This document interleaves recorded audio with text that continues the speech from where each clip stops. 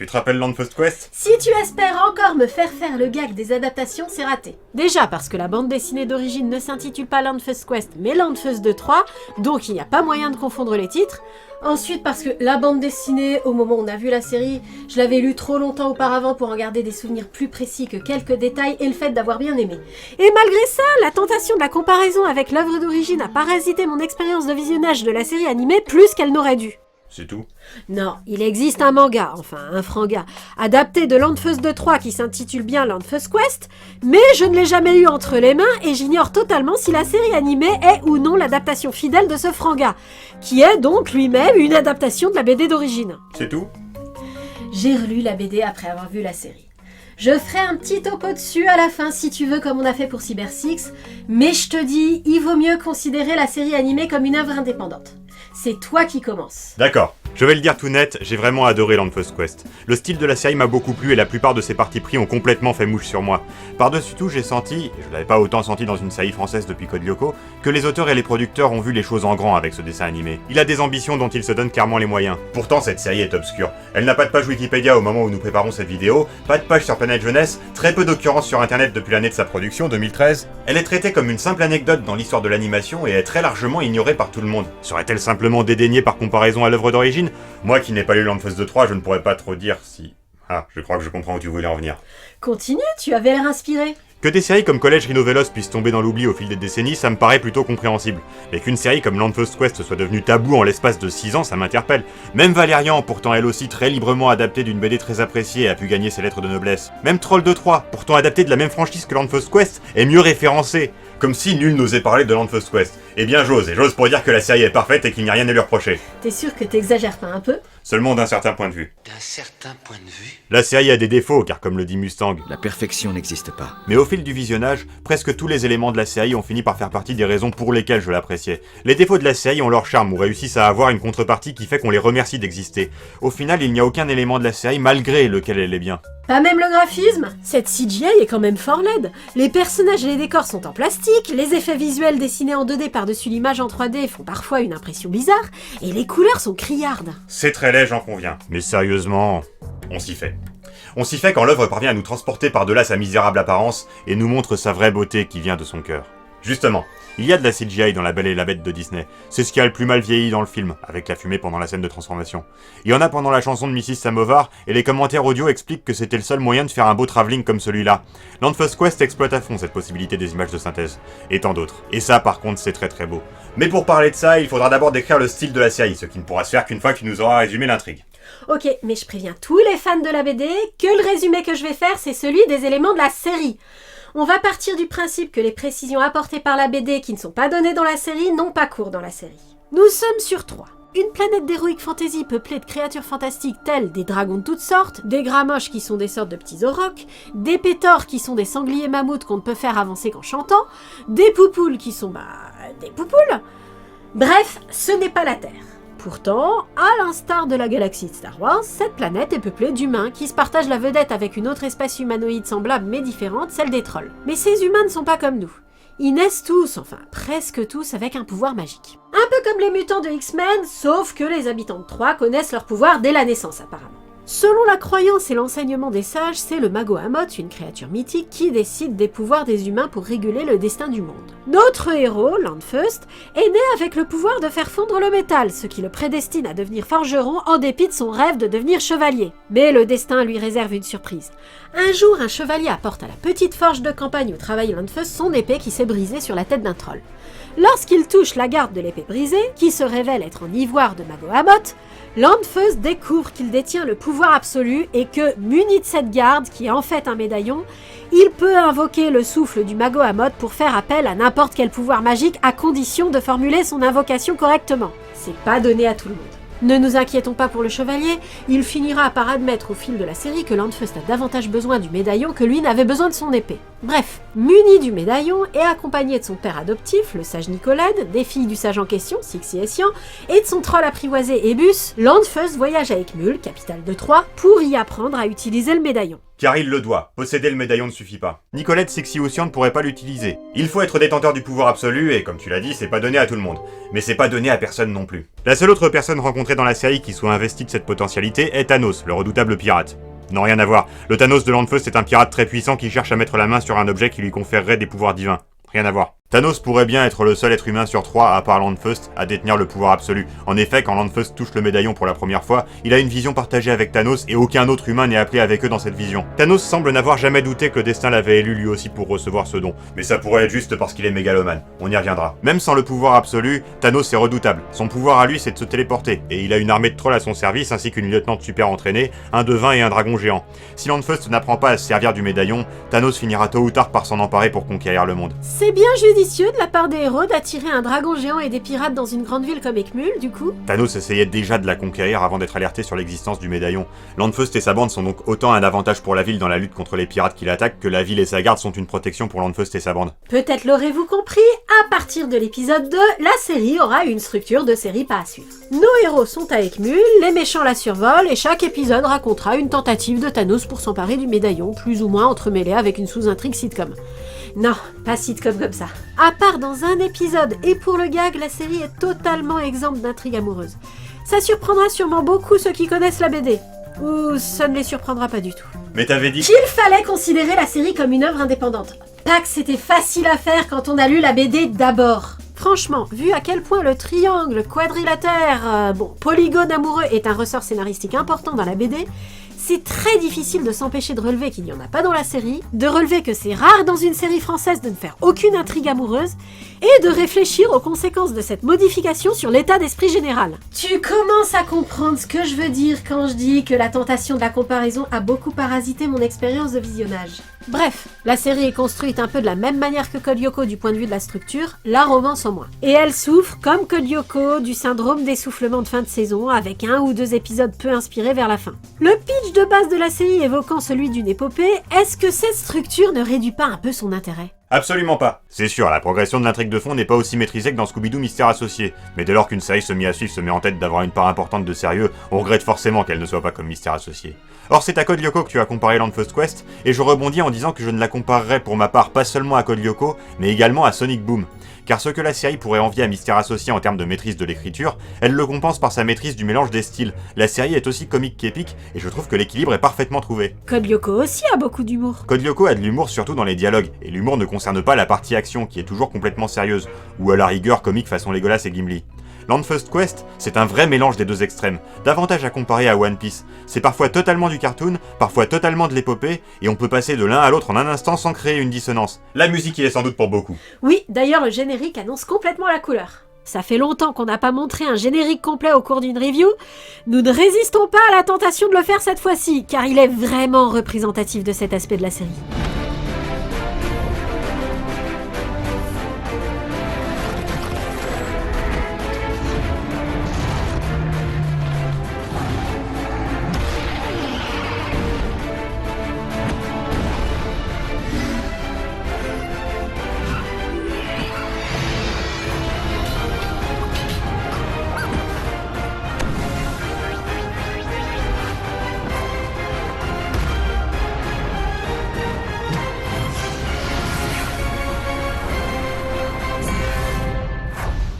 C'est parlant, hein. On fait très bien la distinction entre des éléments comiques qui sont clairement comiques et des éléments épiques qui sont clairement épiques. Et la transition entre les deux modes est tout à fait fluide. C'est pareil dans les épisodes. Vous aurez remarqué les bruitages un peu cartoon sur les éléments comiques. C'est un des ressorts utilisés par la série pour souligner l'humour dans les scènes d'action.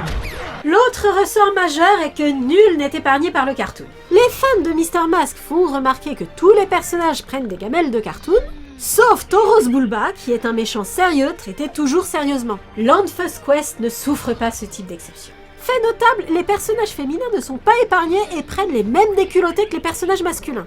Même Murn, l'imposant bras droit de Thanos, reçoit des tartes à la crème aussi fréquemment que tous les autres personnages, et ne rechigne pas à entrer dans le délire collectif à l'occasion. Thanos, pour sa part, reste sérieux tout le temps et n'entre dans le délire collectif que contraint et forcé. Mais il prend des coups et fait le même bruit de canard en plastique que ses sbires quand il tombe. C'est cet aspect pas sérieux, et le graphisme en plastique aussi, qui rappelle Sonic Boom. Les gags de Land First Quest ne portent pas sur la structure des histoires comme ceux de Sonic Boom, mais ils consistent aussi à traiter le scénario avec une certaine désinvolture, du genre qu'il y a quand les personnages semblent conscients que leurs aventures servent à divertir un public. Alors, c'était bien ce combat? On y reviendra. Mais Sonic Boom, la saison 1 en tout cas, on n'a pas vu la saison 2, refuse catégoriquement d'avoir le moindre atome de sérieux. Land First Quest ne le refuse pas, bien au contraire. Dans Land First Quest, on ne meurt pas d'un grand coup sur la tête, et c'est notable, on ne meurt pas d'une chute, quelle que soit la hauteur, mais on meurt pour de vrai et généralement vainement. Et si l'équipe des méchants peut jouer des sketchs comparables à ceux d'Eggman, Thanos est réellement menaçant, ce qu'Eggman n'est absolument pas. Donc si l'équipe de Landfust se moque de Thanos autant que celle de Sonic se moque d'Eggman, on sent qu'il y a derrière ces moqueries un dédain pour Thanos en tant que personnage, les héros le trouvent petit moralement, mais pas un dédain pour Thanos en tant que menace, les héros le trouvent dangereux quand même. Dans Sonic Boom, c'est presque l'inverse. Quoi qu'il en soit, il est évident que le style hybride de Land First Quest ne pouvait fonctionner que si les personnages parvenaient à susciter l'empathie du spectateur. On ne peut accepter cette ambivalence sérieux-comique de la part des personnages que si on les comprend, s'ils ont une certaine consistance individuellement dans notre esprit. C'est en partie sur ce critère qu'un film comme Les Gardiens de la Galaxie se distingue d'un film comme Suicide Squad. Landfust, notre héros, est assez comparable à Kelly d'Excalibur l'épée magique. Il rêve de chevalerie sans être envieux des chevaliers qu'il admire, il était en l'air et gaffeur mais compétent, et un peu nunuche mais bien intentionné. À l'instar de beaucoup de jeunes héros investis d'un grand pouvoir grâce à un objet, il doit faire face à un ennemi qui convoite l'objet en question, donc il y a dans la série l'aspect « le héros doit prouver qu'il est digne du cadeau que lui fait le destin ». Comme Ben dans Ben 10, il considère son pouvoir absolu comme un outil à mettre au service de ses rêves de chevalerie, pas comme une fin en soi. Mais il va plus loin que Ben dans cet état d'esprit. Indépendamment de ses rêves de chevalerie, il considère que le pouvoir doit être mis au service des autres, comme Shootmon dans Digimon Fusion.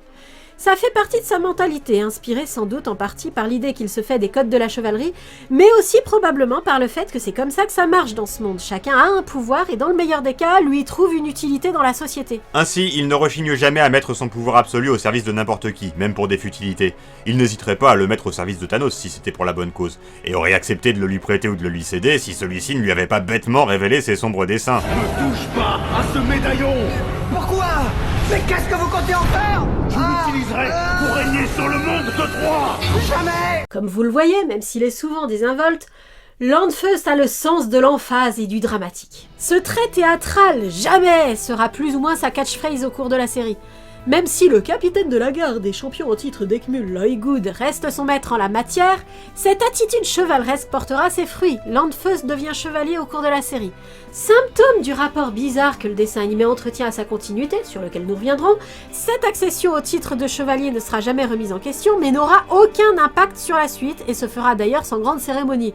Il passe bêtement les épreuves de l'examen de chevalerie et devient chevalier. Landfust a également en commun avec Ben Tennyson d'être plutôt frivole. Il est négligent avec son médaillon qu'il laisse traîner partout. Il n'est pas rare qu'il l'utilise pour jouer ou pour divertir la population d'Ekmul, et il apprend à s'en servir de façon plutôt dilettante. Il faut dire qu'utiliser le médaillon pour voler, pour générer un bouclier ou pour arrêter le temps lui suffit généralement à mettre les pirates de Thanos en déroute. Et il faut dire aussi que le médaillon fonctionne à coup d'invocation. On obtient à peu près le résultat que l'on souhaite à partir du moment où le vœu est formulé correctement. Et à partir du moment où le médaillon, qui a sa volonté propre, se sent respecté. Il faut donc trouver quoi dire, et ça demande plus d'intuition et d'imagination que d'entraînement. Landfust est orphelin et d'origine incertaine, ce qui est classique dans ce genre d'histoire. Dans la BD... Oui, j'ai dit, mais je précise juste que dans la BD, Landfust n'est pas du tout orphelin. Et d'après Wikipédia, il est précisé dans des albums que je n'ai pas lus que lui et Thanos sont un ancêtre commun, ce qui justifie qu'ils soient les deux seuls dans tous trois à détenir le pouvoir absolu. Ici, on a beau avoir fait de lui un orphelin pour justifier qu'il soit adopté par Nicolède, on n'aura aucune révélation dramatique sur ses origines. Il est possible que Thanos soit son père, ce qui serait tout aussi classique et justifierait tout aussi bien que la BD le fait qu'ils sont les deux seuls dans tous trois à détenir le pouvoir absolu. Mais cette hypothèse n'est inspirée que par un court dialogue dans un épisode qui n'est vraisemblablement là que pour le gag. Je te rappelle, t'es pas mon père. On ne vous fera pas l'affront d'expliquer en quoi la respiration bruyante de Thanos en réaction à la réplique de Landfust est un gag, car comme chacun sait, une blague n'est plus une blague s'il y a besoin de l'expliquer. La seule chose qui soit clairement dite, c'est que Landfust a été déposé bébé devant la porte de Nicolette, qui l'a recueilli et élevé comme son fils. Nicolède est à peu près le personnage qu'on imagine à partir du moment où on a dit que c'était un sage et à partir du moment où on a vu son chara-design. La série est plus avare d'explications que la BD sur le fonctionnement de l'univers, et il y a lieu de penser que les sages marchent à peu près de la même façon dans les deux continuités, mais pas complètement. Ce qu'on sait, c'est que que seuls les sages ont accès à certains savoirs et que seuls peuvent faire des incantations. Le chef des trolls, Colès, semble penser qu'on ne peut pas usurper les pouvoirs d'un sage, qu'on est un sage ou qu'on n'est pas un sage, point. Donc sage ne serait pas qu'un titre. Les sages d'Eckmul ont l'emblème d'Eckmul cousu sur leurs vêtements, Nicoled en porte une version modifiée. On reconnaît également les sages d'Eckmul à une tenue qu'ils portent, Nicoled est habillé autrement, mais est un sage quand même. 2 des 3 sages d'Eckmul ont une sorte de coiffe noire sur la tête, c'est un peu l'inverse d'une tonsure, mais le 3e sage n'en a pas et Nicoled n'en a pas non plus. Sur 3, chaque être humain ou presque a un pouvoir magique. Mais à moins d'admettre que son indéfectible mémoire est un pouvoir, on ne voit jamais Nicoled utiliser ce qu'on pourrait identifier comme étant son pouvoir. Et clairement, personne à Eckmul ne s'intéresse au pouvoir des sages. Est-ce que les sages perdent leur pouvoir en devenant un sage ? Dans la BD, je sais ce que j'ai dit. Dans la BD, effectivement, un sage doit renoncer à son pouvoir pour devenir un sage. Ce faisant, il devient un relais entre les humains situés à proximité et le mago Amot. Et c'est en sa présence, et uniquement en sa présence, que les humains peuvent utiliser la magie. C'est un ressort scénaristique très important pour l'histoire. Le processus de renoncement est réversible, mais il faut faire un rituel relativement long pour récupérer son pouvoir et cesser d'être un sage. Donc c'est établi, dans la BD, un sage n'a pas d'autre pouvoir que de permettre aux autres d'en avoir un. Mais dans la série, on en voit utiliser son pouvoir et rester quand même un sage. Donc coupons la poire en 2 et disons que les sages font peut-être simplement vœu de ne pas utiliser leur pouvoir, mais peuvent parfaitement le faire en douce. À Eckmul, c'est quoi ton pouvoir ? C'est pas une question qu'on pose à un inconnu. C'est intime donc on ne la pose qu'à un proche. Et il y a des personnages dont on ne connaîtra jamais le pouvoir et d'autres dont le pouvoir est seulement suggéré. Ce qui m'étonne, c'est que les sages ne se posent pas entre eux, alors qu'ils sont amis pour certains, la question de quel est leur pouvoir. Autre hypothèse, les sages ont parfaitement le droit d'utiliser leur pouvoir, mais sont peu amenés à le faire de façon générale. Comme tu disais, plusieurs indices donnent à penser que le pouvoir de Nicoled est de ne jamais rien oublier. Son rôle dans l'intrigue est donc de donner les sages conseils et de connaître les détails de l'univers que les autres personnages ne connaissent pas. Mais s'il est si raisonnable, ce n'est pas parce que c'est un sage, c'est parce qu'il est vieux, qu'il est père et qu'il a le sens des responsabilités. À part ça, vous pouvez le deviner grâce au goggle qu'il a sur la tête et qui lui donne l'air moins sévère et plus excentrique, il est plutôt fantasque, plaisantin et tête en l'air, et rien ne l'amuse plus que de danser pour enchanter un troll. Enchanter un troll, ça veut dire réciter une incantation pour le rendre obéissant. C'est un pouvoir de sage, on y reviendra. On constate au cours de la série que l'incantation ridicule est nécessaire pour ça, mais que par contre, la danse est parfaitement facultative. En tout cas, la chorégraphie varie selon qui fait l'enchantement. Et dans la BD, Sian précise que Nicoled ne fait la chorégraphie que pour s'amuser, et il serait vraisemblable que ce soit également le cas dans la série. Bref, Nicoled tempère occasionnellement les ardeurs de Landfust, mais tout sauf un rabat-joie. On n'est donc pas surpris que ses filles soient devenues comme elles sont. Bon, il faut dire que les personnages de cette série sont tous un peu foufous, enfin surtout les gentils. D'accord, mais disons que cette caractéristique est exacerbée dans le petit cercle familial de Nicoled. C'était sans doute essentiel pour faire accepter aux spectateurs les nombreux gags de cartoon dont ses membres font l'objet. Sian et Sixie ne font donc pas exception. Elles sont aussi faux-folles que Landfust, voire plus, et contrairement à Gwen dans Ben 10, ne s'en cachent pas. Ça commence à faire beaucoup de comparaisons avec Ben 10. On y reviendra, promis. Ce qui pose problème, c'est que Sian et Sixie sont assez peu distinctes l'une de l'autre. Dans la BD... Quoi ? Tu vois bien que je dis rien. Dans la BD, comme je disais plus tôt, il y a un triangle amoureux impliquant Landfust et les 2 filles de Nicoled. Au début. Après, ça évolue en Pentagone, mais ça c'est une autre histoire et je digresse bien assez comme ça. Comme ça se fait souvent dans les histoires de ce genre, elles ne sont pas uniquement rivales en amour, elles sont aussi diamétralement opposées dans leur caractère, Sian étant la raisonnable et Sixie l'impulsive, et même s'il n'y avait pas Landfust, elles s'entendraient assez mal rien qu'à cause de ça, mais c'est surtout dans le cadre de leur rivalité amoureuse que cette mésentente est mise en scène. Dans la série, les personnages ont été rajeunis et sont frères et sœurs depuis la petite enfance, ce qui se prête moins à des intrigues romantiques. L'amitié étant plus universellement reconnue comme moins exclusive que l'amour, Sian et Sixie peuvent donc sans problème être les amies de Landfust, autant l'une que l'autre. Et bien qu'elles aient ici aussi des caractères distincts et relativement opposés, elles sont très complices et se complètent l'une l'autre, donc elles ne se distinguent pas vraiment par leur rôle dans l'intrigue. Sixie a le pouvoir de la maîtrise de l'eau, et s'en sert essentiellement pour geler les ennemis ou créer des structures de glace, et a un beau, c'est-à-dire un bâton. Donc c'est celle qui se bat. Sian a le pouvoir de soigner les blessures et rechigne moins à être laissée en arrière. Elle se bat peu au début de la série. Elle découvre dans un épisode, alors qu'elle est la seule combattante encore debout face à Thanos et sa bande, qu'elle est efficace au combat avec une poêle à frire dans chaque main. À partir de ce moment, elle combat plus souvent aux côtés de Landfust, Sixie et Ebus. Même avant cet épisode, il n'est pas rare de la voir participer à l'action. Puisque les scènes de bagarre se prêtent moins que les scènes de vie quotidienne à développer les personnages, il y a 2 manières de voir le personnage de Sixie. Soit on considère qu'elle et Sian sont le même personnage, dont la facette Sian est la personnalité dominante, soit on considère que Sixie est le Jack William Dalton, c'est-à-dire le personnage normal qui rappelle que le groupe est un groupe et pas une somme de multiples personnalités. Quelle que soit la façon dont on l'envisage, c'est Sion qui a la personnalité la mieux définie. Elle est plus polyvalente, son goût pour la cuisine peut servir de base à une plus grande variété de scénarios que le talent de Sixie pour le combat. Elle est plus inconséquente, donc c'est elle qui va ramener les bébés dragons blessés à la maison. Elle est plus agitée, donc Sixie, qui a une attitude plus stoïque, s'efface un peu derrière elle. Au début de la série, Sion adopte un peu la façon de parler des trolls. Elle dit croc au lieu de trop, comme pour souligner son côté sauvage.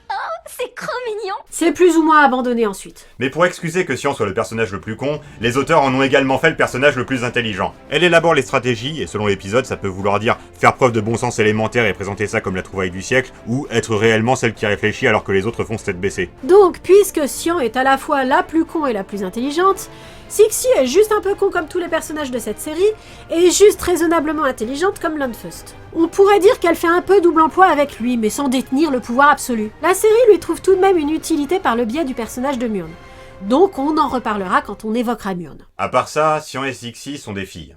Sans deck. Donc il se trouvera souvent un macho pour les empêcher de participer à l'activité du jour, ce qui les enrage particulièrement mais dont elles finissent par prendre leur parti. C'est juste un gag de connivence. Les dialoguistes s'attendent clairement à ce que le spectateur trouve ça ridicule que Sion et Sixie soient exclus, et que cette évidence suffise à ce qu'il ne soit pas nécessaire que cette injustice soit réparée à la fin. Quand on y pense, c'est assez curieux. Mais il me semble que c'est surtout un truc du début de la série. L'univers de Troie n'est pas l'univers de Troie sans ses trolls, des êtres humanoïdes couverts de poils de toutes les couleurs. La connexion entre l'intrigue de Landfust et le monde des trolls est assurée par le troll Ebus. C'est un jeu de mots, trollébus. Les trolls n'ont pas de pouvoir magique comme les humains, mais ils compensent en étant costauds comme le Superman des tout débuts. Ils sont more powerful than a locomotive, capables de lipper un tall building d'un single bound, et peut-être faster than a speedy bullet, ça on le voit pas. Ebus est le plus costaud de tous les trolls, et par chance, c'est lui qui fait partie de l'équipe des héros. Les trolls sont carnivores et mangent tout ce qui leur passe par la main, y compris les humains qu'ils attaquent à vue. A priori, il est impossible de les raisonner en dehors de courtes périodes de trêve entre humains et trolls, et le seul moyen de communiquer avec un troll est de l'enchanter, ce qui le rend non seulement plus docile, mais également incapable de désobéir au sage qu'il a enchanté. Une colère suffisamment intense peut désenchanter un troll, et rien n'énerve davantage un troll que d'être mouillé, si ce n'est d'être mouillé avec de l'eau savonneuse, les trolls redoutant par-dessus tout d'être lavés. Landfust rencontre Ebus dans le premier épisode alors qu'il se dirige vers Ekmul pour y devenir un héros. Ebus, bien évidemment, l'attaque à vue. Il devient l'ami des héros à partir du moment où Nicolette l'enchante. Je suis enchanté. Pas autant que moi. Est-ce qu'on peut vraiment parler d'amitié à partir du moment où il y a du contrôle mental ? Excellente question. Dès le premier épisode, Ebus manifeste pour Landfust une sympathie qui va au-delà des effets normaux d'un enchantement, d'après Nicolette.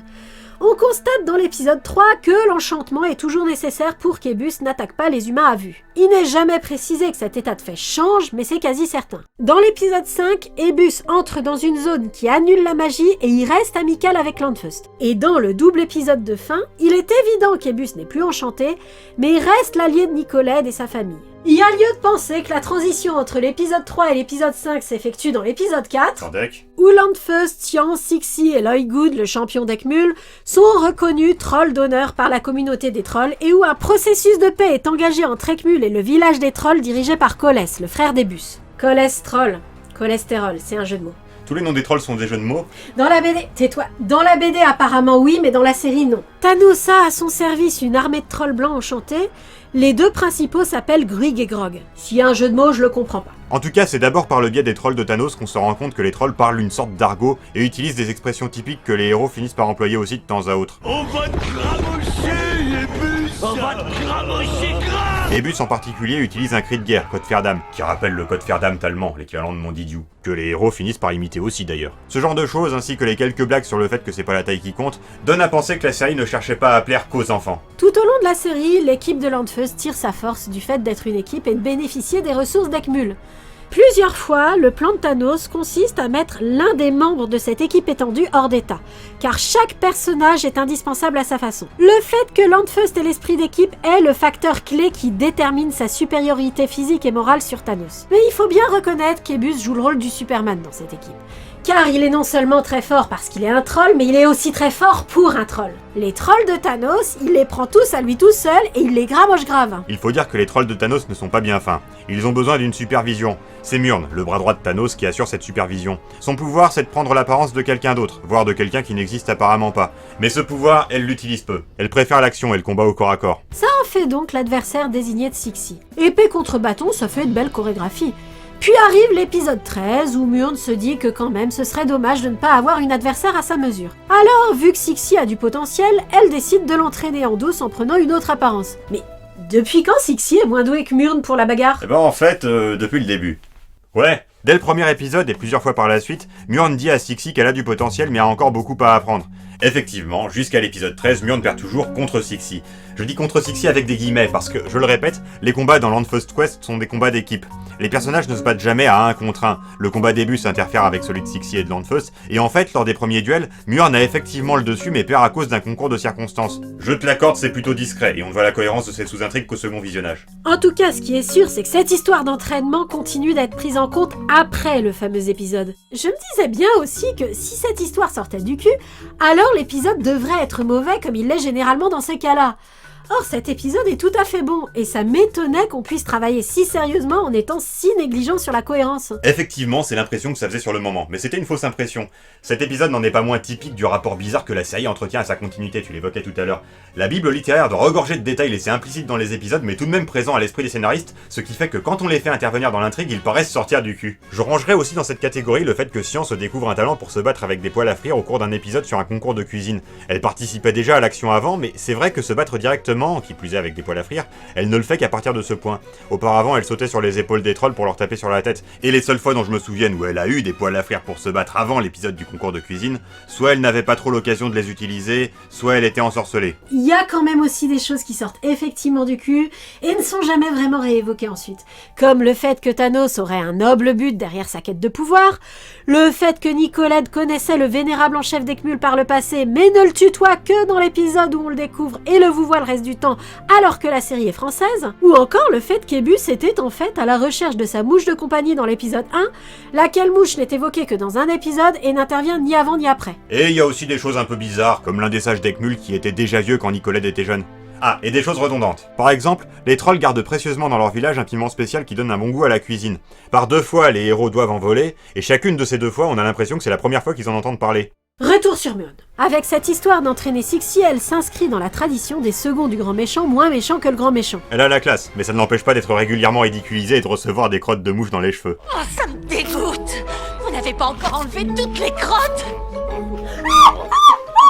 On ne sait pas trop ce qui la motive à travailler pour Thanos, peut-être qu'elle a toujours été pirate. Il est probable qu'elle soit amoureuse de Thanos, en tout cas elle lui est dévouée comme à quelqu'un dont on attend quelque chose. Ces sentiments hypothétiques ne sont en tout cas clairement pas partagés. On peut s'interroger sur les véritables motivations de Thanos, mais le moins qu'on puisse dire c'est qu'il la joue perso. Il faut qu'il se retrouve piégé dans une autre dimension avec une créature qui s'est retrouvée seule après avoir tué tous ses semblables pour se rendre compte que c'est pas malin d'être solo comme ça. Et encore, il ne retiendra pas cette leçon. Quand on a commencé à regarder la série, j'ai été déçu par son design. Qu'il porte un masque surtout, le Thanos des BD est très sexy avec ses cheveux blancs et tout. Il a les cheveux blancs aussi dans le dessin animé, et il est plutôt bien de sa personne. Dans son identité civile, Thanos est le sage Averroès, vénérable en chef d'Ekmul. C'est-à-dire qu'en fait il est le chef des 2 camps, ce qui en fait une sorte de Dark Sidious. Ça n'en fait pas surtout une sorte de spoiler? Non, vraiment pas. Le spectateur n'est pas mis au courant de but en blanc qu'Averroès est Thanos, on ne le voit jamais se changer ni l'un dire qu'il est l'autre, mais c'est très évident. Déjà, les deux ont la même voix. Ensuite, bon, on rencontre Averroès à la fin de l'épisode 1, quand Land First arrive à Ekmul. Puis on ne le revoit qu'à l'épisode 3, où Thanos se blesse au bras et où Averroès a mal au bras. Nous avons compris que Thanos était Averroès au cours de l'épisode 3, avant l'anecdote du bras, parce qu'on a reconnu sa voix. Mais dès l'épisode 1, des indices très peu subtils sont donnés dans les dialogues sur le fait que Thanos est Averroès. C'est juste qu'à ce stade, le spectateur n'a pas rencontré Averroès physiquement, il n'est qu'un nom mentionné par les personnages. Et plus les épisodes passeront, moins les indices seront subtils, que ce soit vis-à-vis des spectateurs ou vis-à-vis des personnages. Et c'est tant mieux, les intrigues des épisodes avec Averroès ne sont intéressantes que si on sait qu'Averroès est Thanos déguisé. C'est à partir du moment où nous avons pris conscience de ça, c'est-à-dire très tôt pendant le visionnage, que nous avons décidé de révéler la véritable identité de Thanos dans cette vidéo.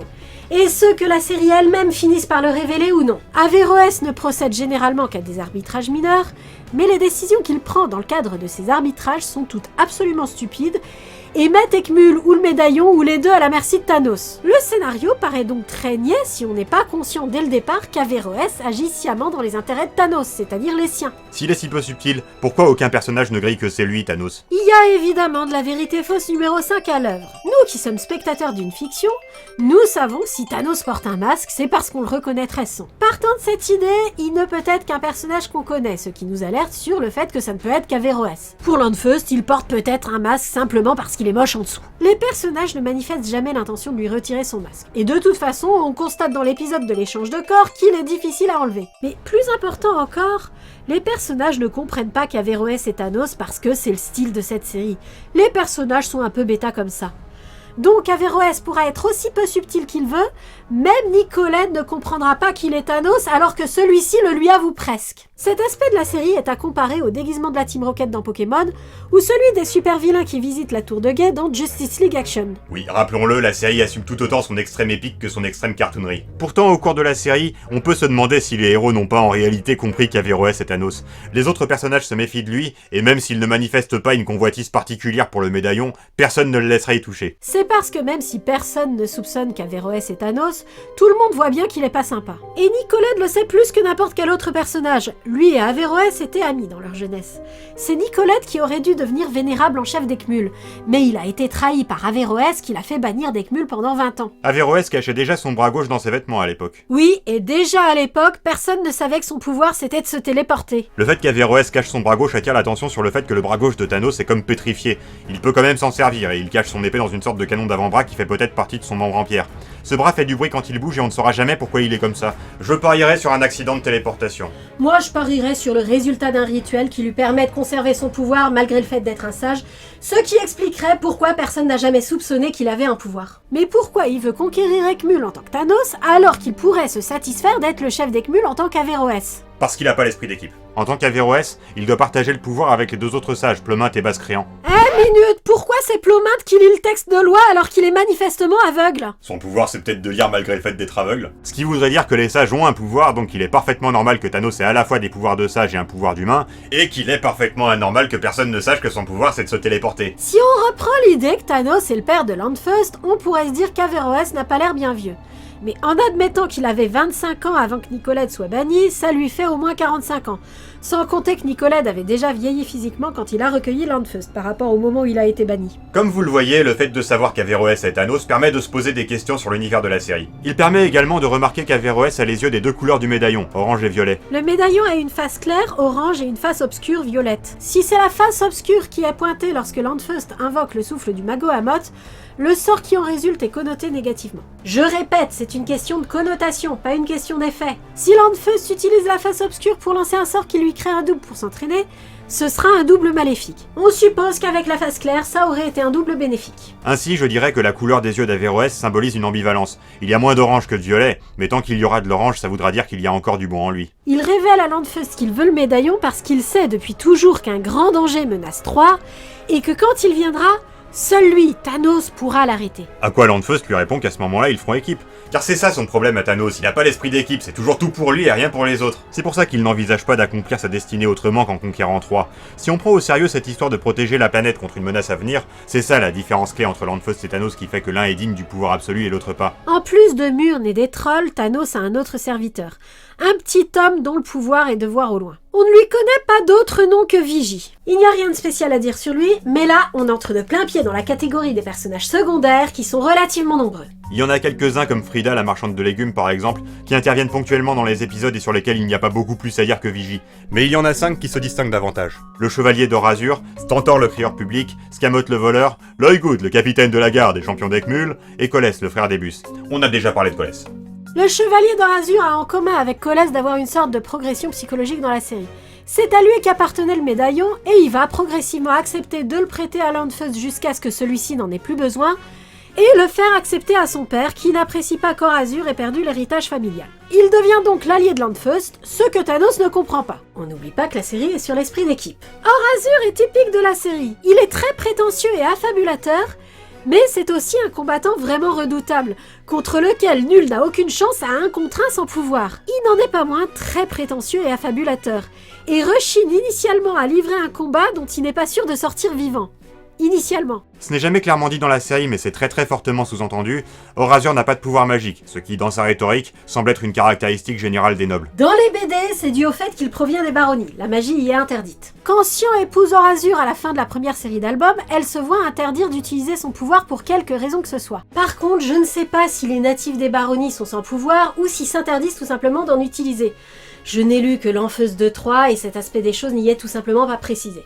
Je n'ai aucune idée de si c'est dit dans une autre série d'albums. De toute façon, comme je disais, pour qu'un habitant de Troie puisse utiliser ses pouvoirs, il faut qu'il y ait un sage dans la région, et il n'y en a pas dans les baronnies. L'idée qu'il y ait des sans-pouvoirs sur Troie serait quand même assez contradictoire avec le pitch de la série, qui est, je le rappelle... Sur le monde de Troie, chaque être humain a un pouvoir magique.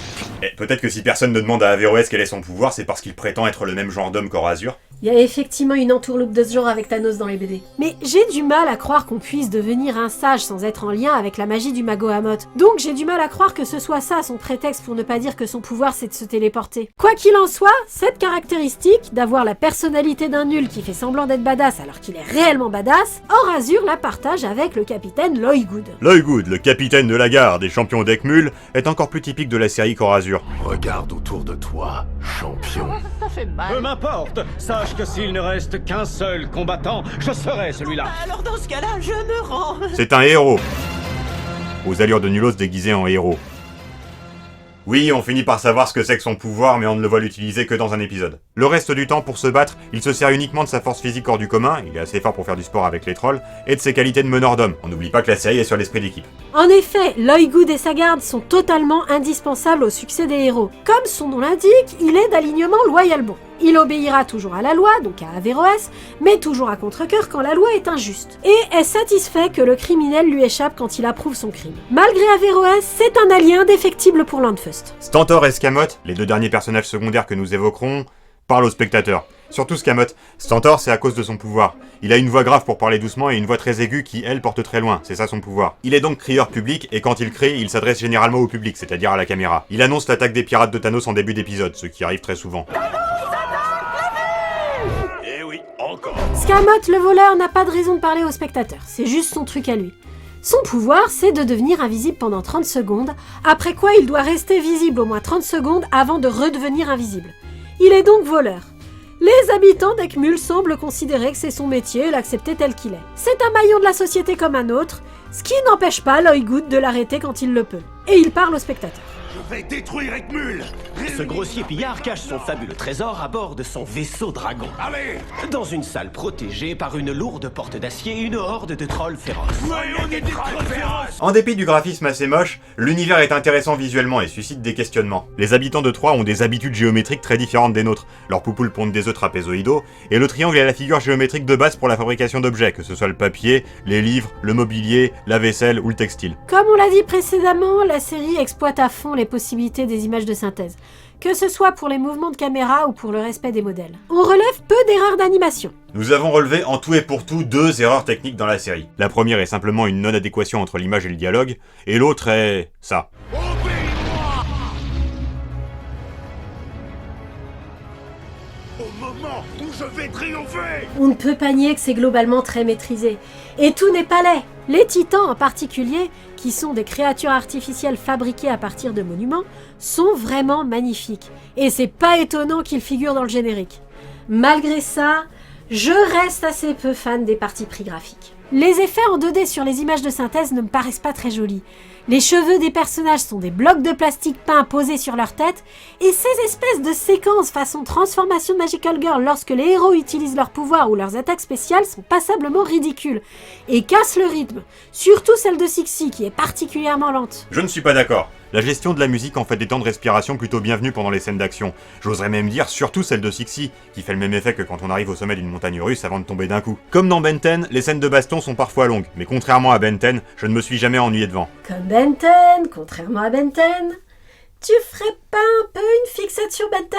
Je plaide coupable. On a beaucoup comparé Landfust à Ben et Landfust Quest à Ben 10, et si je me souviens bien, je n'ai pas été le seul à le faire au cours de cette vidéo. Mais en effet, je le confesse, c'est une réflexion que je me suis faite pendant le visionnage. Landfust Quest, c'est une bonne version de Ben 10. Ce jugement tient sûrement en partie au fait que nous avons regardé la série pendant que je montais ma vidéo sur Ben 10, mais on est dans une configuration similaire. Un héros qui reçoit des pouvoirs, doit les protéger d'un ennemi principal qui cherche à s'en emparer, joue les super-héros avec, et vit des aventures avec sa famille constituée d'un homme vieux et d'une ou 2 filles du même âge selon le cas. Le héros est immature, et ses pouvoirs sont d'abord et avant tout une bénédiction qui lui permettent de vivre ses rêves de grandeur. Nous avons déjà expliqué pourquoi les personnages de Land First Quest nous paraissaient plus attachants. Land First Quest a également en commun avec Ben 10 d'avoir un univers visuellement intéressant qui reste mystérieux à la fin de la série, mais ne fait pas preuve du même genre d'imprécision. Quand une solution évidente apparaît au spectateur, on nous explique pourquoi elle n'est pas mise en œuvre. Si Land First n'utilise pas son pouvoir de faire fondre le métal sur ses chaînes, c'est parce qu'elles ne sont pas en métal. Si les gardes n'utilisent pas leur pouvoir, c'est parce que Lockwood le leur déconseille au nom de l'esprit d'équipe. On sait pas si on vous l'a dit, mais la série est sur l'esprit d'équipe. Une règle est explicite ou n'est pas. Je rappelle que Scamotte a une règle de 2 fois 30 secondes avec son pouvoir. Même si la mise en scène étire ou compresse ce délai, sa précision contraste avec le flou autour des délais de l'Omnitrix dans Ben 10. Ainsi, parce que les idées paraissent plus approfondies, l'univers, tout mystérieux qu'il soit, intrigue davantage et incite le spectateur à se poser des questions auxquelles j'imagine que les BD répondent. Uniquement si on part du principe que l'univers des BD et l'univers de la série sont similaires. On a vu avec ces histoires de sages et de pouvoirs que rien n'était moins sûr. Mais effectivement, il y a des aspects communs aux univers de la série et de la BD qui sont davantage explicites dans la BD, grâce aux blagues glissées dans la narration. Les pétors, par exemple. On constate dans la série que pour les faire avancer, il faut chanter avec entrain. On constate que les passagers n'estiment pas toujours que le conducteur chante juste. Mais c'est la BD qui précise que les pétors n'ayant pas l'oreille musicale, la justesse du chant est accessoire pour les faire avancer, et qu'on relève d'ailleurs de nombreux cas de conducteurs de pétors étranglés par des passagers qui n'en pouvaient plus. Du coup, oui, on peut éventuellement se baser sur la BD pour mieux comprendre des éléments de la série, mais comme je le dis depuis le début de cette vidéo, il vaut mieux pas le faire. C'est vraiment perturbant de regarder la série en ayant la BD en tête. C'est pas comme Valérian et Laureline, quelque chose qui n'a rien à voir et part dans une autre direction. Non, là, c'est trop pareil, mais pas pareil. C'est réellement la version pour enfants de quelque chose qui fonde une énorme partie de son identité sur le fait d'être pour adultes. Et ce serait dommage d'être dégoûté de la série à cause de ça. À la rigueur, comme j'ai dit pour Alix, le mieux, ça doit être de regarder la série enfant, puis de découvrir la BD une fois adulte. On y retrouve tout ce qui a fait l'intérêt de la série. Un héros compétent et sympathique, une action dynamique, une intrigue palpitante, un univers plaisant et de l'humour, mais en version mature, avec des gags fondés sur le cul et la violence, pas forcément les plus fins, mais pas forcément les plus lourds non plus. Cette BD mérite son statut de classique et mérite d'être défendue par ses fans, mais s'il y a une chose que la série révèle, c'est qu'au final, sa maturité n'est pas sa seule et unique qualité, puisque quand on enlève la maturité, ça donne quand même quelque chose de vachement bien. J'irais peut-être même jusqu'à dire que la disparition du triangle amoureux à la con est un plus. Bon, ok, le personnage de Sixie est réduit au rôle de Jack William Dalton, alors que même si elle servait la plupart du temps à montrer son cul dans la BD, elle avait tout de même un arc personnel intéressant. Mais j'ai quand même le sentiment que ce qu'on gagne en échange valait ce petit renoncement. Plus le temps passe et plus je me dis que c'est la contrainte du public cible qui fait la force des séries animées pour la jeunesse. Que ce soit pour la BD Cyber Six comparée à la série animée ou pour les films de super-héros comparés aux dessins animés de super-héros, on a le sentiment que le fait d'avoir moins de restrictions donne l'impression aux auteurs que ce qu'ils feront sera automatiquement meilleur et que du coup ils ont moins besoin de réfléchir. Est-ce qu'on pourrait dire la même chose pour Land First 2-3 comparé à Land First Quest ? On peut dire ça au sens où la BD est bien, mais où sa manière d'être bien est facile. Les événements s'enchaînent avec évidence, chaque péripétie entraîne la suivante, et l'intrigue n'a pas besoin d'être inventive à partir du moment où l'univers l'est. Ayant été obligée de respecter la contrainte d'être accessible à un public jeune, la série animée a dû être plus ambitieuse dans la façon dont elle agence ses péripéties. Quand on peut mettre en scène une idée de n'importe quelle façon, on est moins incité à rechercher la manière la plus intelligente de le faire. Land First Quest est une série ambitieuse, derrière laquelle on sent qu'il y a eu une vraie réflexion pour combiner efficacement l'humour et l'épique, qui captive autant qu'elle amuse, qui intéresse autant qu'elle divertit, et qui mérite qu'on s'en souvienne.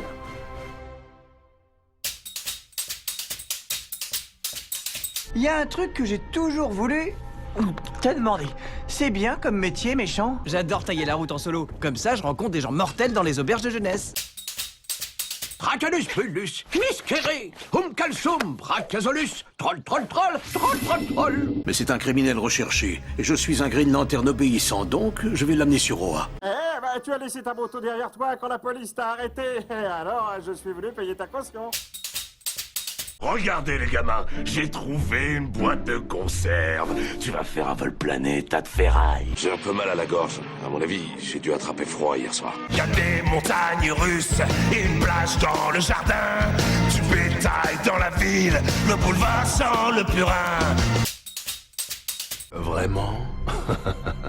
Je ne crois pas qu'Averroès fera cela. Sauf erreur de ma part, Thanos possède aussi ce don. N'est-ce pas un adversaire trop puissant pour un apprenti chevalier? Moi, je n'y suis pour rien. Il fallait pas se trouver au milieu. Je suis Lygood, capitaine de la garde des champions d'Egmul. Aujourd'hui, c'est à son tour d'emprunter le long chemin que tu as parcouru.